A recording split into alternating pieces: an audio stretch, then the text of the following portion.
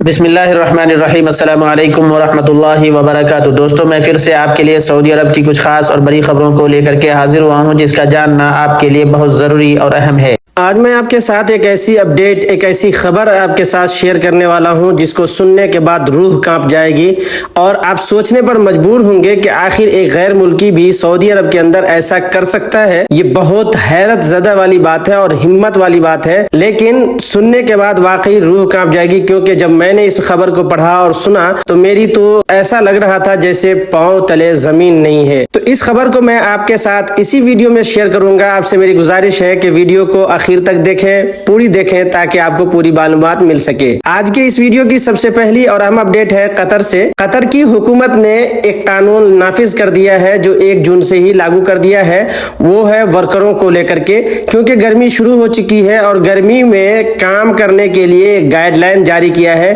جس میں کہا ہے کہ صبح 10 بجے سے لے کر کے شام 3:30 بجے تک ہی ورکر باہر کام کر سکتے ہیں۔ کھلے آسمان کے نیچے دھوپ میں کام کرنے والے جو لوگ بھی ہیں ان کے لیے کہا گیا ہے کہ صبح 10 بجے سے 3:30 بجے تک ہی کام کریں گے، اس سے زیادہ نہیں کر سکتے ہیں۔ اور یہی قانون سعودی عرب، دبئی وغیرہ میں بھی لاگو ہونے والا ہے۔ اس کے بعد ایک اگلی اپڈیٹ ہے سعودی عرب کے ریاض سے۔ ریاض کی سیکیورٹی فورس نے ایک گھر کے اوپر چھاپا مارا تھا چیکنگ کے لیے۔ جب وہاں پر پہنچے تو دیکھا فریج وغیرہ پڑے ہیں۔ جب فریج کا گیٹ کھول کر دیکھا تو وہاں پر فریج نہیں تھا، بلکہ فریج کا استعمال گیٹ کے لیے کیا تھا، خفیہ دروازے کے لیے کیا گیا تھا، اور اس دروازے کے اندر ایسے لوگ رہ رہے تھے جو غیر ملکی، جن کے پاس اقامہ نہیں تھا یا اقامہ ایکسپائر ہو گیا تھا، کفیل یا کمپنی کے پاس سے بھاگ کر کے کام کر رہے تھے، تو وہ ایسے لوگ تھے وہاں پر کام کرنے والے۔ تو سعودی عرب کے اندر آپ کو معلوم ہے کہ انلیگل طریقے سے کوئی بھی کہیں پر نہ رکھ سکتا، اس کو نہ کام دے سکتا، نہ کام کر سکتا ہے، اور وہاں پر اس طریقے سے کام ہو رہا تھا۔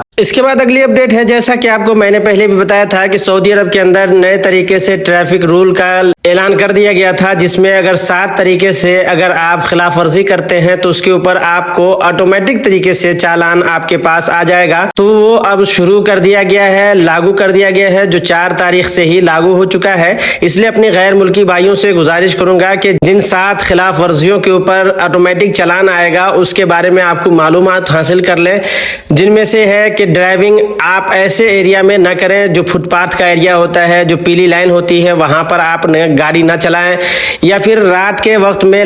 ہیڈ لائٹ کو بند کر کے نہ جائیں، یا خراب موسم میں ہیڈ لائٹ کو بند کر کے نہ جائیں۔ اس طریقے سے جو بھی آپ کے پاس جو بھی نیم قانون بتائے گئے تھے اس کا پالن کریں، ورنہ آپ کے پاس آٹومیٹک طریقے سے چالان آ جائے گا، اور یہ چالان کافی مہنگا ہے، جو 1000 سے لے کر کے 6000 ریال تک کا چالان ہے۔ اس کے بعد اگلی اپڈیٹ ہے جوازات کی طرف سے۔ جوازات کے ٹویٹر اکاؤنٹ پر ایک غیر ملکی نے سوال کیا ہے کہ اس کا پاسپورٹ ایکسپائر ہو چکا ہے اور اس کا پاسپورٹ رینول ہونے میں لگ بھگ 1 مہینے کا وقت لگ سکتا ہے، تو کیا اس صورت میں اس کا ٹرانسفر ہو سکتا ہے یا نہیں ہو سکتا ہے؟ اس سوال کے جواب میں جوازات نے جو جواب دیا ہے، ان کا کہنا ہے کہ کسی بھی غیر ملکی کا اگر پاسپورٹ ایکسپائر ہے تو اس صورت میں اس کا نقل کفالہ نہیں ہو سکتا ہے، ٹرانسفر نہیں ہو سکتا ہے۔ سب سے پہلے اس کے پاسپورٹ کو رینول کرانا ہوگا اور اس کے بعد اس پاسپورٹ کی نقل معلومات دینی ہوگی، اور نقل معلومات دینے کے بعد ہی آپ کا کہیں دوسری جگہ پر ٹرانسفر ہو سکتا ہے۔ نقل معلومات کے لیے آپ کا اسپانسر یعنی کفیل یا کمپنی اپنے ابشر اکاؤنٹ کے ذریعے ہی آپ کے پاسپورٹ کی نقل معلومات جمع کروا سکتا ہے۔ اس کے بعد اگلی اپڈیٹ ہے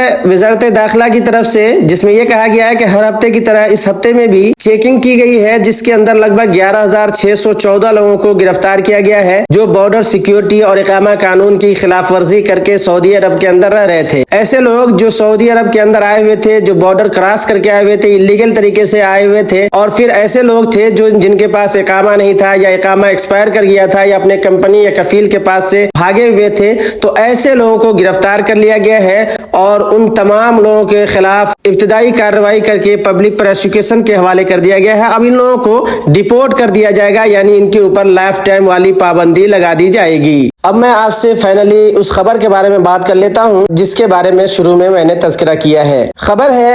ایک غیر ملکی جس کا تعلق بنگلہ دیش سے ہے، اس کا نام عبد المیاں ہے۔ وہ ایک غیر ملکی خاتون کے گھر میں گھس کر کے، جو خاتون بھی بنگلہ دیش کی ہی رہنے والی ہے، جس کا نام عائشہ خاتون بتایا جا رہا ہے، وہ اس کے گھر میں زبردستی گھس گیا اور گھسنے کے بعد اس عورت کے ہاتھ پاؤں کو باندھ دیا اور باندھنے کے بعد اس کے سر پر ایک بھاری ٹول سے وار کیا، مارا، جس کے بعد وہ عورت بے ہوش ہو گئی۔ اور پھر اس شخص نے ثبوت کو مٹانے کے لیے اس کے چھوٹے چھوٹے ٹکڑے کر کے اس نے کیس میں بھر کر کے بغل میں ایک کنسٹرکشن سائٹ تھا جہاں پہ کام ہو رہا تھا، وہاں پر لے جا کر کے اس کو پھینک دیا۔ لیکن وزارت داخلہ کی طرف سے بتایا جا رہا ہے کہ اس بنگلہ دیشی شخص کو گرفتار کر لیا گیا ہے اور اس کو کل یعنی 4 تاریخ کو سزائے موت دے دی گئی ہے۔ یہ واقعی بہت ہی دل دہلانے والی خبر ہے، ہمت کی بات ہے کہ آخر ایک غیر ملکی جس کا تعلق بنگلہ دیشی سے ہے، بنگلہ دیش کا رہنے والا، اپنی ہی بنگلہ دیشی خاتون کے ساتھ اس طرح کے حرکت کو کر گزرا، جس کو سننے کے بعد ہمت کی داد دینی پڑے گی کہ آخر اتنی ہمت اس کے پاس آئی کہاں سے اور کیسے وہ اس کام کو کر گزرا،